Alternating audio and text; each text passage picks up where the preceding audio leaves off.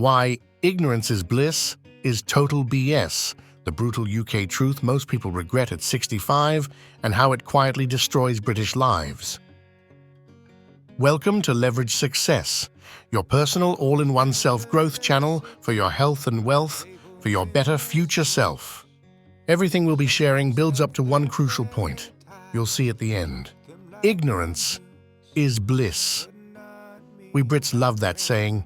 Cup of tea, stiff upper lip, pretend everything's fine. But it's rubbish. Complete and utter nonsense.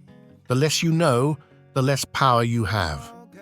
The longer you bury your head in the sand, the more life kicks you in the teeth when you finally look up. The Great British Ostrich Act. Ignore the pension statements. Pretend the credit card balance will sort itself out. I don't understand politics, so I won't vote. House prices always go up, don't they? Feels dead comfy, right up to the moment it isn't. Following the herd is a national hobby. We're world champions at it.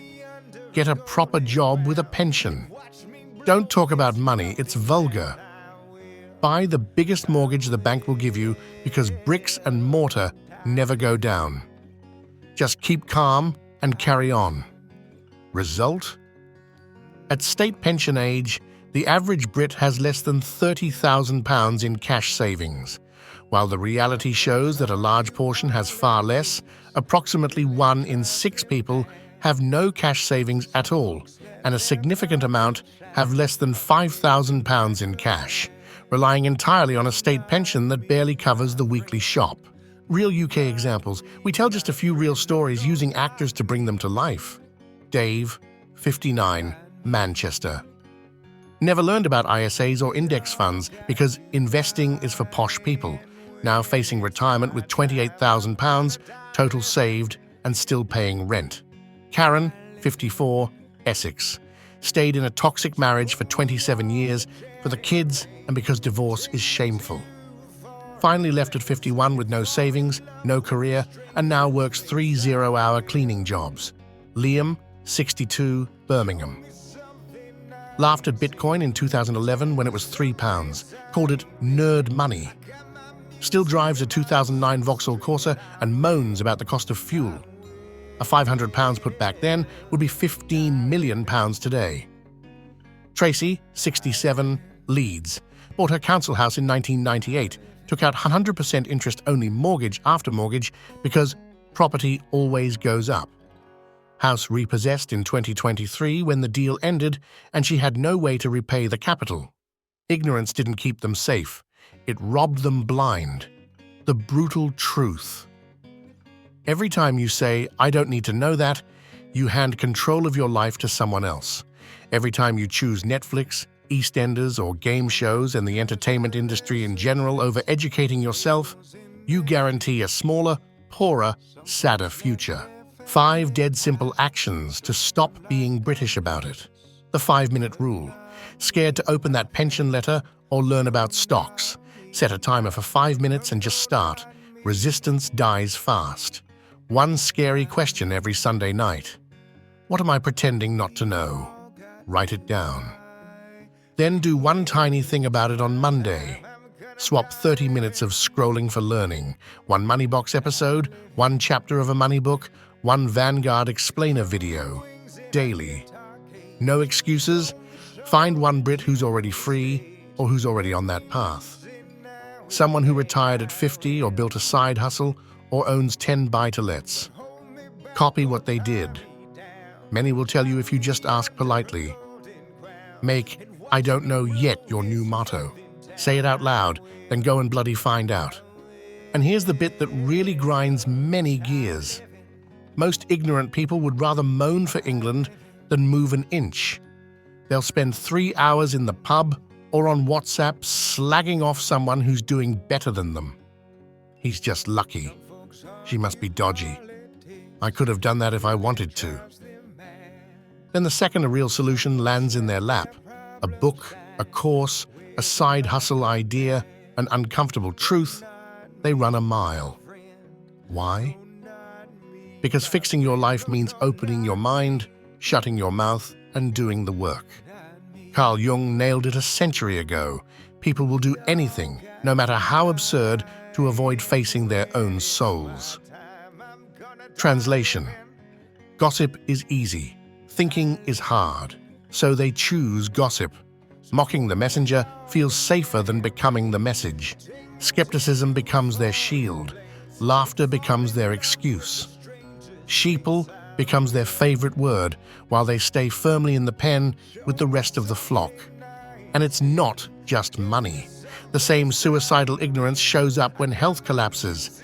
Shortness of breath, crippling fatigue, joints on fire, skin outbreaks, sky-high blood pressure, pre-diabetes on the NHS letter.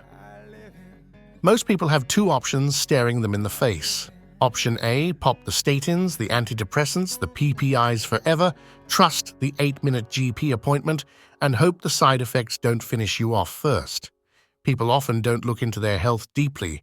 They might start cholesterol medication or daily heartburn pills and just stay on them forever without asking if it's truly necessary or if there are other options. Option B. Spend a weekend down the rabbit hole of real research. Cut sugar and seed oils. Go fully plant-based or carnivore, whichever the body actually responds to. Fix sleep, lift weights, try cold plunges, test fasting, use herbs, and functional medicine. Option B is free or cheap.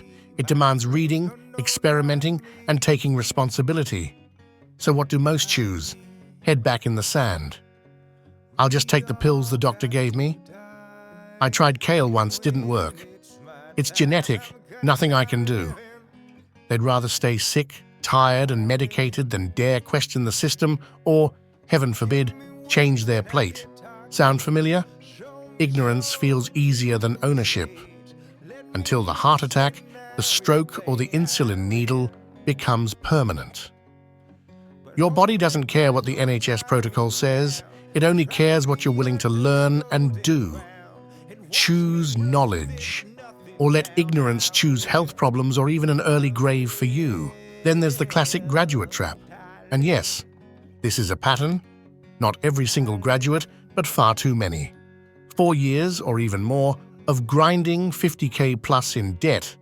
From a respectable red brick uni, first job pays 31K before tax. You show them someone clearing 5 to 15K very part-time a month online, through a trade, property, or a clever side hustle, no degree required, and the defenses go up instantly. That's not sustainable. Probably dodgy. I didn't kill myself at uni for nothing. It feels like a personal attack because their identity is now superglued to that piece of paper on the wall. The conditioning runs deep. Good grades, good university, good job, sorted life. Question that script, and you're basically burning their holy book. So they dig in, defend the 3% annual pay rise, stay on 35K 5 years later, and mutter that the self-employed plumber, electrician, or someone with an earn-from-home business earning 600 plus a day is just lucky. Pride plus sunk cost fallacy is a voluntary life sentence. For a lot of graduates, the degree wasn't the launch pad. Thanks to ignorance, it became the anchor. And let's be crystal clear, this isn't just a British disease. Walk into any pub in Dublin, any cafe in Sydney, any braai in Johannesburg, any WeChat group in Shanghai, and you'll hear the exact same script. Moaning, gossip, mocking the doers, dismissing the solution. It's not British, it's human nature. The stiff upper lip might be ours, but the closed mind is global. From New York to New Delhi, Lagos to Lisbon, the majority choose comfort over courage, gossip over growth, entertainment, and regret over risk. The accents change, the excuses don't. So wherever you are watching this, if the cap fits, wear it, then burn the bloody thing. Because ignorance isn't British, regret is universal, and so is the way out. Fixed mindset, closed mouth, except for complaining. Zero progress. Don't be that person. The world already has enough professional moaners. Be the rare one who shuts up, listens, and actually does something about it. Final thought. Ignorance isn't bliss. It's the slow, polite, very British way of committing financial and personal suicide. Reality doesn't do trigger warnings. It just shows up one day and evicts you. Wake up. Ask the awkward questions. Learn the scary stuff. Because the pain of looking daft today is nothing compared to the pain of being skint, stuck, and full of regret tomorrow. The view from the top is worth it, and it's got a much better cuppa. What's one thing you've been avoiding? Drop it in the comments. We'll help you take the first step. No judgment, just action. Thanks for watching Leverage Success. If you enjoyed the video, don't forget to hit the like button and subscribe to the channel for more wake-up content like this. Who do you know that would love this video? Share this with them. Your support helps us keep creating, and we'd love to have you and your nearest and dearest as part of our growing community. See you in the next video, every Sunday, 9 a.m. UK time.